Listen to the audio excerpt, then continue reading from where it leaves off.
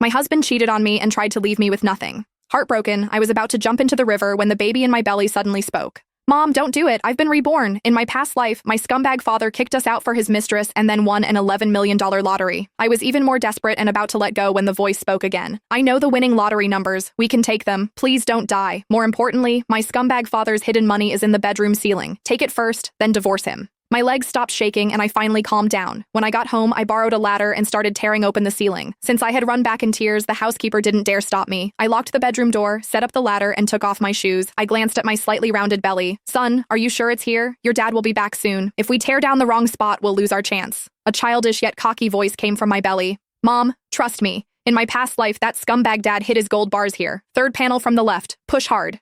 I took a deep breath and climbed the ladder. My hands were shaking. Not from fear, but from excitement. Scott froze all my cards to force me into a divorce. He called it letting me calm down, but in truth, he was cutting off my money to make me submit. He wanted me to leave with nothing. Dream on. I shoved the patterned ceiling panel open. Dust fell and blurred my vision, but I didn't wipe my eyes. I had already touched the heavy black cloth bag. It was so heavy that I nearly fell off the ladder while pulling it out. Be careful, Mom. If you fall, we'll both die.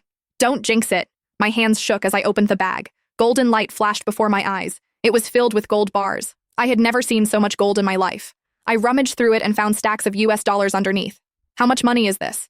About $5 million. That scumbag dad secretly siphoned it from the company behind his partner's backs. It was meant as startup money for him and his mistress to enjoy life overseas. In your past life, you jumped into the river and let them get away. They used this money to go abroad, get credentials, and return as famous entrepreneurs, completely forgetting you.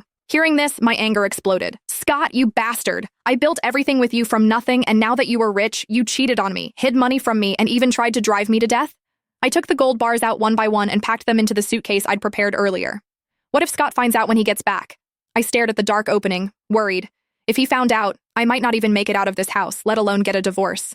Mom, are you silly? Just stuff some old books into the box next to it so it looks full, then put the ceiling panels back. They haven't been opened in years. By the time he notices, we'll be long gone. I suddenly understood. I grabbed a few of Scott's showpiece books from the top shelf, stuffed them into the black bag, and put it back in the ceiling. Then I carefully secured the panels. I even wiped away the fingerprints on the edges. Then I sat on the floor, my heart pounding. Even jumping into the river hadn't been this thrilling. Just then, the door opened downstairs. Scott's impatient voice followed. Tara, did that crazy woman come back?